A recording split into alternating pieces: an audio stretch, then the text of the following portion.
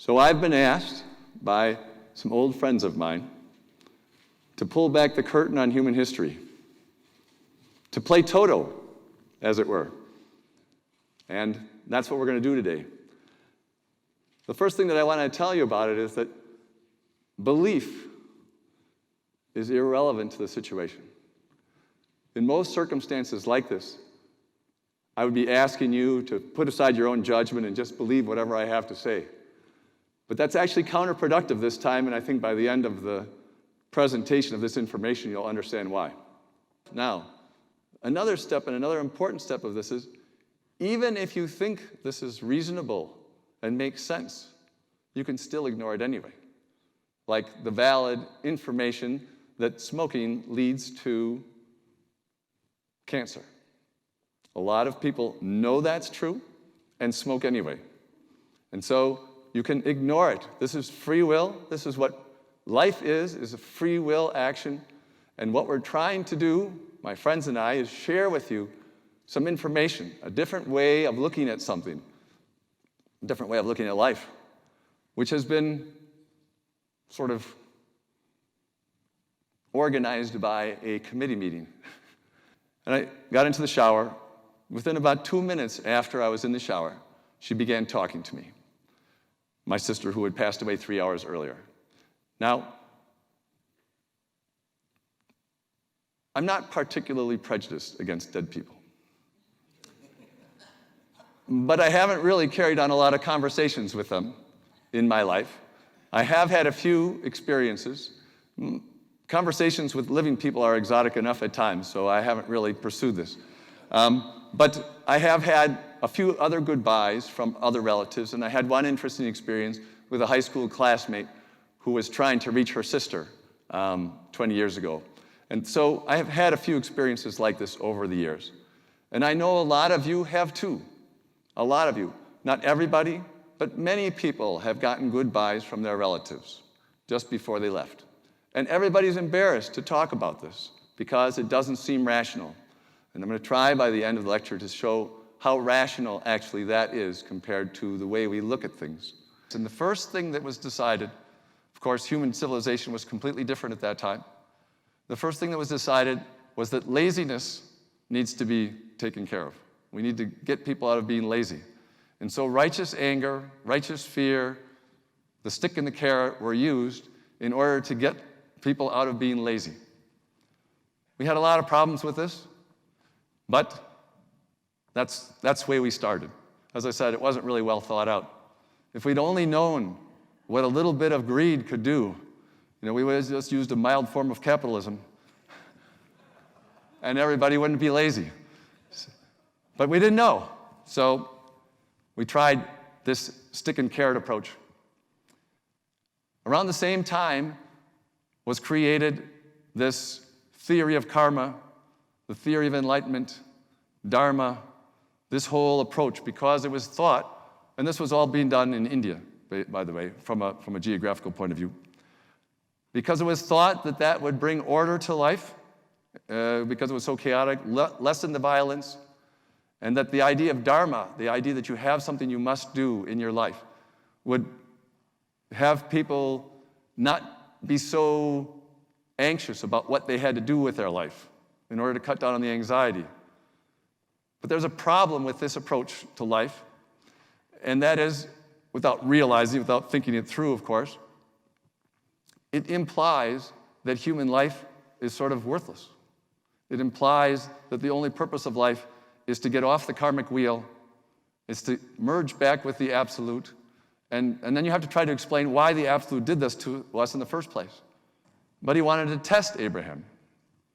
So when Isaac was a teenager, he said, we had these discussions, Abraham and Jehovah, about how terrible he thought the gods were, being sacrificed children to and so on, and he wanted to put an end to that.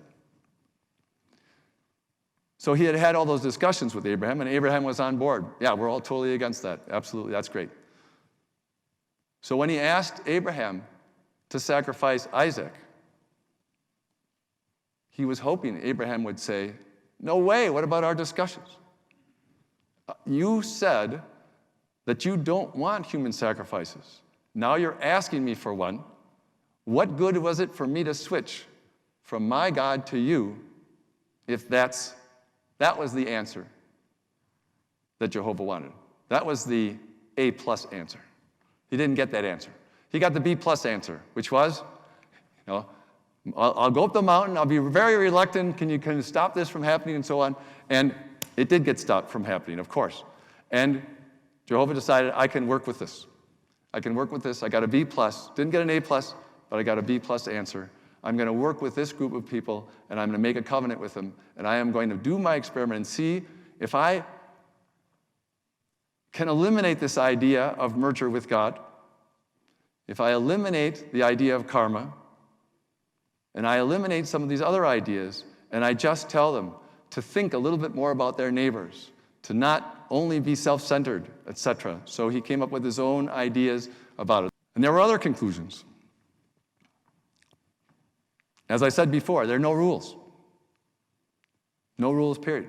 That includes sex. There's no rules about sex. We won't lay down any rules about it, because sex is neutral like anything else. You can bring to it whatever value you want. And of course, we have preferences about the values you bring to things. And this is not to imply, again, that human society will not make rules. You will not be punished for anything you do or anything you've ever done, either with somebody else or by yourself, not in a spiritual way. Your ex might punish you. But that's a social function. And this is not a spiritual function. And if you have a lot of exes, I want to make this clear, just in case anybody has just fallen asleep. They wanted me to repeat that there are no more rules about sex. Sex is neutral. It's what you do with it that makes a difference, and you should have no fears or anxieties that anything you ever did for however long it has been will ever get you punished or rewarded. It's neutral, and the pleasure you get out of it is yours. That means, of course, that if you want to, you could have 100 wives or 100 husbands. Good luck with that.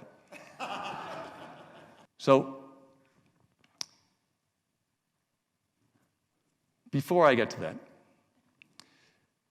I think it's more important to answer two other questions.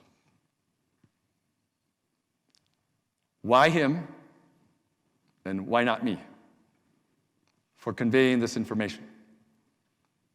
Now, we know what many of you are thinking. You're thinking, I'm much better looking than George is. And many of you are also thinking, I'm certainly more spiritual than George is. And so Maharishi wanted me to convey to everybody that in both cases, this is probably true.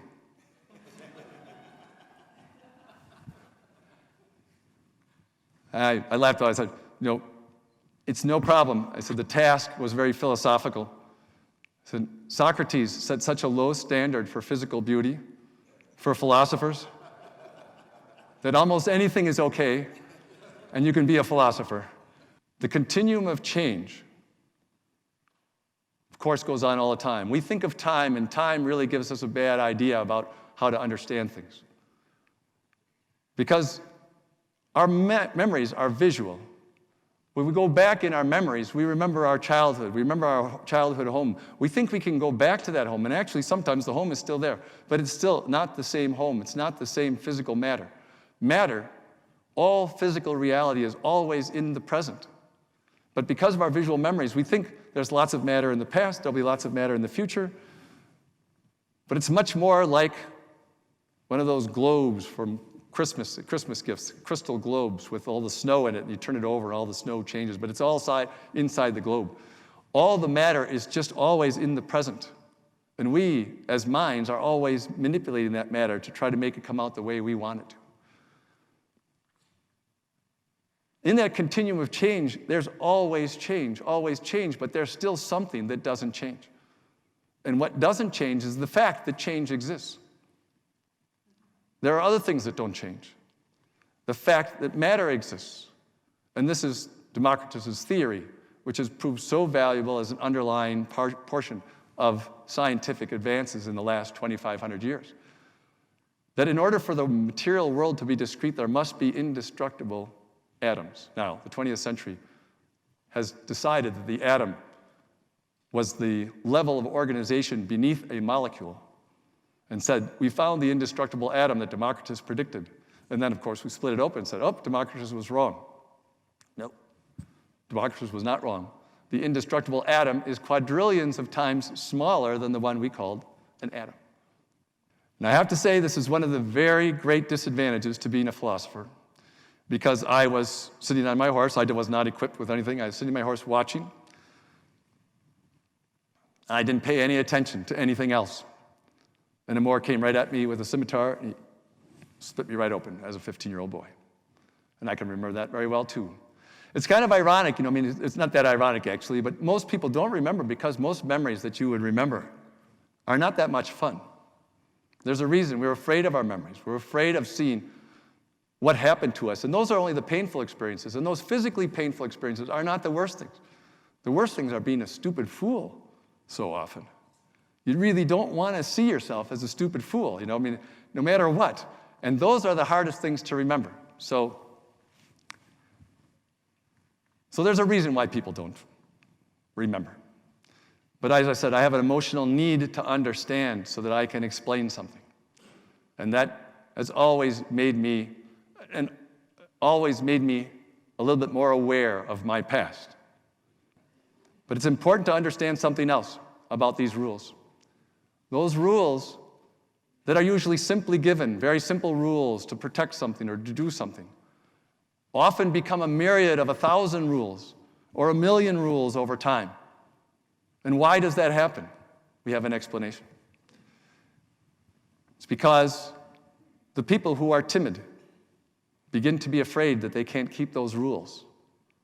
And the people who are not so timid realize that they can intimidate the timid by making even more rules. And therefore, by making a few more rules, the timid become even more fearful that they're going to break the rules. Whereas the ones who like to intimidate the others begin to create more and more rules so that the elect becomes a smaller and smaller group who can keep more and more rules. And why do they do that? It makes them feel important. It makes them feel more important than the timider ones. And I'll explain that in more detail later. But that's the conclusion. The reason why all rules are being dropped. We're taking away the power from the people who like to intimidate others. At least we're trying. We know it won't work overnight. But that's the theory behind it.